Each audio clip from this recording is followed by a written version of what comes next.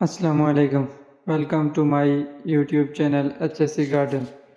उम्मीद है आप सब खैरियत से होंगे।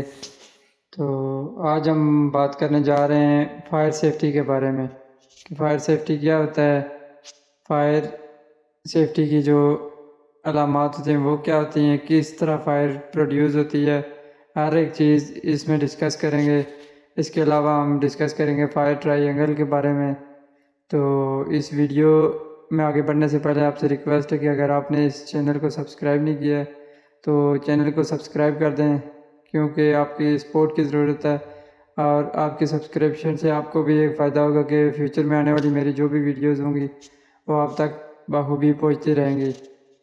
तो आगे बढ़ते हैं और जानते हैं फायर सेफ्टी होता क्या है। तो सबसे पहले हम जानेंगे फायर सेफ्टी होता क्या है और फायर सेफ्टी का जो एब्रीवेशन है फायर का वो क्या है। तो what is fire and what is the abbreviation of fire. सबसे पहले हम जो है वो फायर का एब्रीवेशन है वो देखेंगे। फायर का एब्रीवेशन कुछ यूँ है: fuel, ignition, reaction and extinguishing. F से फ्यूल, आई से इग्निशन, आर से रिएक्शन एंड ई से एक्सटिंग्विशमेंट। तो आगे बढ़ते हैं और फायर की डेफिनेशन देखते हैं कि फायर की जो डेफिनेशन है वो किस तरह से हम फायर को डिफ़ाइन करेंगे। फायर को हम कुछ यूँ डिफ़ाइन करेंगे: fire is a chemical chain reaction were required 3 element. Fire जो आग है वो एक केमिकल चेन रिएक्शन है जो 3 एलिमेंट पर मुश्तमिल होती है। वो 3 एलिमेंट कौन से हैं? सबसे पहला एलिमेंट है हीट, दूसरा एलिमेंट है ऑक्सीजन एंड तीसरा एलिमेंट है फ्यूल। मतलब कुछ यूँ है कि इन तीनों के अलावा इन तीनों में से एक भी चीज़ मिस हो तो आग नहीं लग सकती। अगर हीट ना हो या ऑक्सीजन ना हो या फ्यूल ना हो, ये तीनों जब इकट्ठी होंगी तो फिर आग लगेगी, अदरवाइज़ आग नहीं लग सकती। तो हम फायर ट्रायंगल के बारे में ज़िक्र कर रहे थे, अब हम उसको डिस्कस करते हैं। Fire triangle is a simple way of understanding the components of fire. मतलब कि फायर ट्रायंगल एक सीधा सा तरीका है जो फायर के जो कंपोनेंट हैं उसको समझने के लिए। इसमें आप देख सकते हैं ऑक्सीजन, हीट एंड फ्यूल, ये तीनों जब देखें इनका केमिकल रिएक्शन होगा तो ऑटोमेटिकली फायर प्रोड्यूस हो जाएगी। इसके बाद हम आगे चलते हैं और डिस्कस करते हैं। As you already know that fire is a chemical reaction and without one of these component fire can not exist और बी सस्टेन। मतलब मैंने आपको पहले ही बता दिया है कि केमिकल रिएक्शन अगर हो भी जाए, बेशक अगर इन तीनों में से एक भी चीज़ अगर मिस हो ना तो कभी भी आग नहीं लग सकती।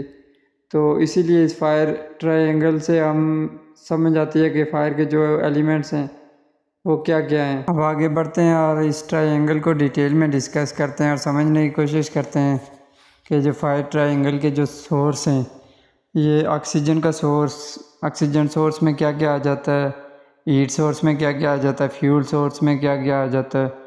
तो सबसे पहले अगर हम बात करें ऑक्सीजन सोर्स की, ऑक्सीजन सोर्स में जो नॉर्मल एयर होती है वो 21 डिग्री सेंटीग्रेड पे होती है। उसके अलावा जो होता है ऑक्सीजन में फ्यूल भी शामिल होता है। फिर उसके बाद बात करते हैं हीट सोर्स। हीट सोर्स कौन कौन सी हैं? हीट सोर्स में आ जाती है जी सन आ जाता है, हार्ड सरफेस आ जाती है, स्पार्क आ जाते हैं, इलेक्ट्रिकल एनर्जी आ जाती है और भी बहुत सारी चीज़ें आती हैं इसमें हीट प्रोड्यूस करने में। उसके बाद हम बात करेंगे फ्यूल सोर्स। फ्यूल सोर्स मुख्तलिफ़ तरह के होते हैं, वो सॉलिड शक्ल में भी हो सकते हैं, लिक्विड की शक्ल में भी हो सकते हैं, गैस की शक्ल में भी हो सकते हैं। तो हम कुछ एग्जांपल लेते हैं और उनमें से समझने की कोशिश करते हैं कि सॉलिड कौन कौन से हैं, लिक्विड कौन कौन से हैं और गैसेस में कौन कौन से आते हैं। सबसे पहले हम बात करें अगर सॉलिड की तो उसमें आ जाते हैं कोल आ जाता है, वुड आ जाती है, उसके बाद पेपर आ जाता है, प्लास्टिक आ जाता है, शुगर आ जाती है, ग्रेन आ जाती है। उसके बाद हम बात करेंगे लिक्विड की। लिक्विड में क्या क्या आता है? लिक्विड जो सोर्स होता है उसमें गैसोलीन आती है, अल्कोहल आती है, पेंट आता है, ओलिव ऑयल आता है। उसके बाद हम third source of fuel sources की बात करें तो गैसेस में आती हैं, नेचुरल गैस आती है, हाइड्रोजन आ जाती है, कार्बन मोनोऑक्साइड आ जाती है। तो ये थी फायर की डेफिनेशन, फायर के एब्रीवेशन और इसके अलावा फायर की जो ट्रायंगल है कि फायर जो है किस किस चीज़ें पैदा होती है। तो इंशाल्लाह नेक्स्ट वीडियो में हम बात करेंगे क्लासिफिकेशन ऑफ फायर और फायर एक्सटिंग्विशर, कौन सी आग पे कौन कौन सा फायर एक्सटिंग्विशर यूज़ होता है। तो तब तक के लिए अपना ख्याल रखिएगा। उम्मीद है आपको ये वीडियो पसंद आई होगी। तो लास्ट पे आपसे एक बार फिर से रिक्वेस्ट है कि मेरे चैनल पर अगर आप नए हैं तो इस चैनल को सब्सक्राइब करते हुए जाइए और बेल के आइकन को भी दबा दें ताकि फ्यूचर में जो भी मेरी वीडियो होंगी आपके पास टाइम टू टाइम पहुंचती रहेंगी। Thanks for watching this whole video.